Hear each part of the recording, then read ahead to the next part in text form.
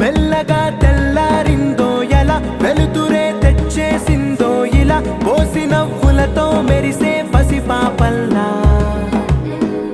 చేదతో బావులలో గలగల, చెరువులో బాతులై